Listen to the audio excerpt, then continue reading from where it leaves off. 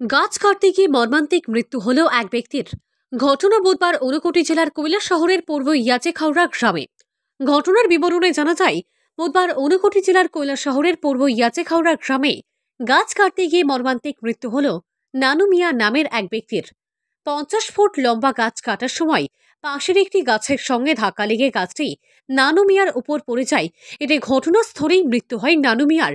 আজকে সকালে আমি ঘুমোতে উঠছি যে আমার কাছে খবর আইছে, ফোন আইছে যে আমার শ্বশুর গাছের নিচে পড়িয়া মারা গেছে।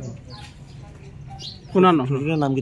আমার শ্বশুরের নাম হলো নানু মিয়া, বাড়ি সিনাত।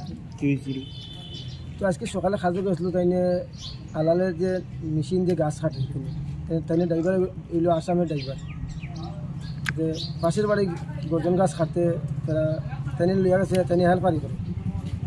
আমি শুনছি মারা গেছে। বস আমি করতে যাওয়ার পরে দেশে ফায়ার সার্ভিসে নিয়ে আইছি হসপিটালে। আপনার নাম কেটা? আমার নাম হলো আশোক আলী, বাড়ি। পরিস্থিতিতে পরবর্তীতে স্থানীয় বাসিন্দারা তাকে উদ্ধার করে হাসপাতালে নিয়ে গেলে হাসপাতালের কর্তব্যরত চিকিৎসকরা তাকে মৃত বলে ঘোষণা করেন। এদিকে জানা যায়, স্ত্রী, 2 ছেলে ও 2 মেয়ে রয়েছে নানু মিয়ার। পরিবারের সদস্যরা তার আয়ের উপর নির্ভরশীল ছিলেন। পরিবারের সদস্য সহ স্থানীয়রা প্রশাসনের কাছে আর্থিক সাহায্যের আবেদন জানিয়েছে। নানু মিয়ার মৃত্যুতে গোটা এলাকায় শোকের ছায়া নেমে এসেছে।